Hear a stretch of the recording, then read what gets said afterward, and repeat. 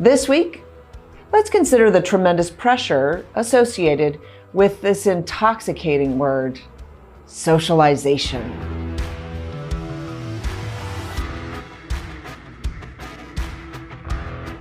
People hit me up all the time with this question, thinking they can stump the homeschool mom into admitting that my children were social misfits. They'd ask, well, what about socialization? I don't want my kids to be socialists, I'd answer. Or, you socialize a dog, not children. You'd think my kids were misfits. Well, they aren't. My oldest was, in fact, a social phenomenon. In first grade, he used to make all his own playdates with my permission, of course. Parents would drive their kids up to the house and get a look of horror on their faces as I met them at the door. Oh, are you okay with this? I just realized I never spoke with you. I only spoke with your son about this playdate. Yes, it's fine. He cleared it with me first. I'll be honest with you. My other two are less socially inclined. In fact, I would argue that the typical school day would have probably been a real hardship for them, being forced to socialize all day long with many rowdy kids day after day. Little Shane, my middle boy, he went to kindergarten. And although I asked for morning classes, the school decided it was better for them, for my son to attend in the afternoon. But it wasn't better for him. In fact, it interfered with his naps. Well, one afternoon at drop-off, he refused to get out of the car. He sat in his car seat, tears streaming down his face. I argued with him. I was on the treadmill, the exercise wheel of the school system. Why don't you want to go? Did something happen? I was fishing for a bullying incident or anything that might deter him from attending a small class he typically enjoyed. At least I thought he liked it. He had made some lovely little friends there, kids who would always wave and shout his name with glee. Nothing happened, Mommy. I just don't want to go. Well, I pulled out my best threat and I said, okay, but if I take you back home, you're going to take a nap. Seeing his imminent victory, he nodded enthusiastically. He said, yes, Mommy, I'll go to sleep. Well, I was lucky. Well, okay, he was lucky too. I had the option to bring him back home. I wasn't entirely enslaved by a system that dictates times and behaviors. I took him home. He went up to his room and he slept for 3 hours. You see, he was exhausted and he was just clever enough to know it. He didn't have the stamina to put up with a room full of kindergartners for the entire afternoon. And we had just returned home from a family trip and it had stressed him out to that degree.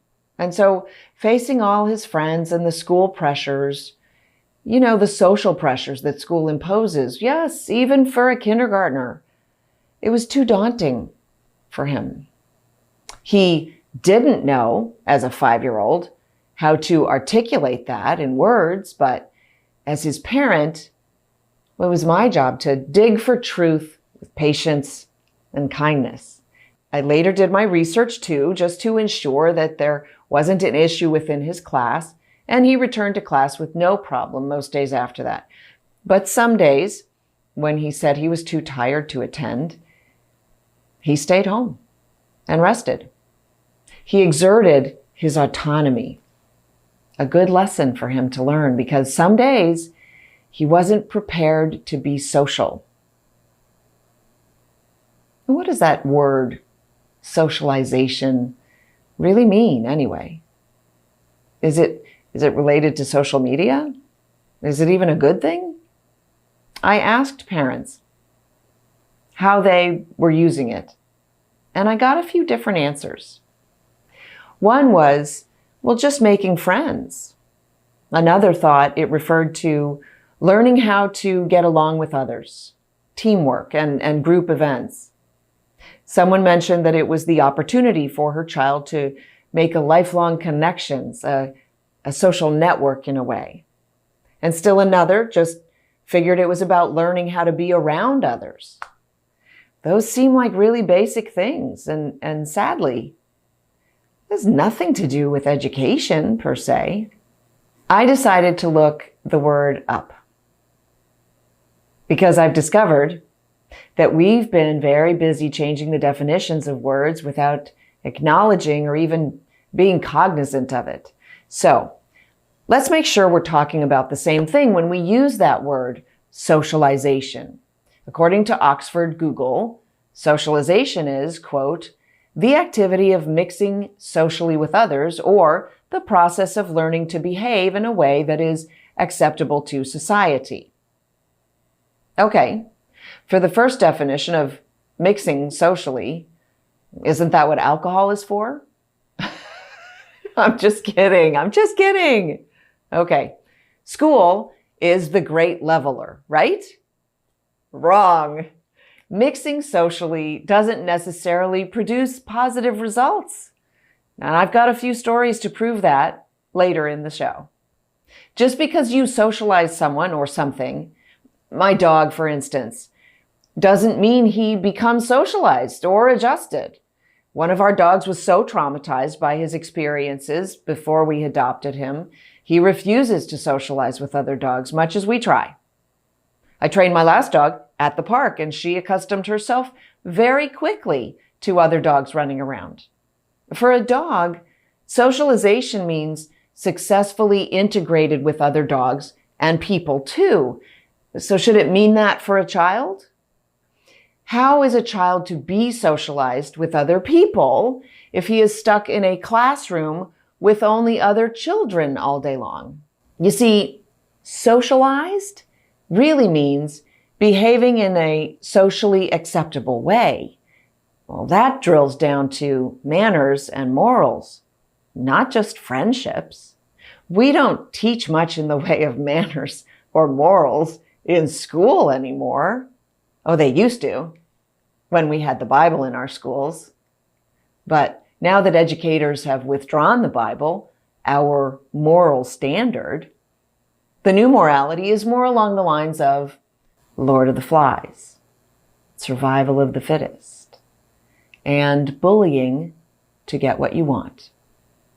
Is that our new social standard too? Or are we still thinking kids should emerge from school knowing and adhering to the golden rule, treat others the way you wish to be treated? When you say you want your child to be socially normalized, you might want to be quite specific about your expectations and your ethics, and examine those of the schools, the teachers, administrative staff, and your school boards. Are they exhibiting the principles you believe in? If not, why would you send your children there to learn social skills? So let's move on now to Google's secondary definition, learning to behave acceptably in society. Well, that should include learning manners, like please and thank you, proper etiquette, like holding the door for the person behind you, how to get along well with others as opposed to bullying, how to have stimulating conversation with someone of any age, ways to perform charitable acts for people, even ways to avoid breaking the law, etc. Is that what happens in school? Well, those are all skills learned through mentorship and personal relationship from an adult, typically. They are not simply absorbed by osmosis in a vat of other children. I decided to check my trusty 1828 Webster Dictionary to see how the word socialization has changed over time.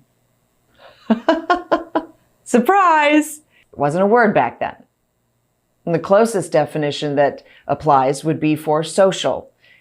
And that is ready or disposed to mix in friendly converse, companionable. Also, disposed to unite in society.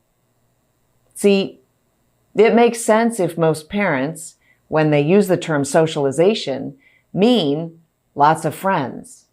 And if that's you, I encourage you to think about that more critically, because friendships are formed anywhere.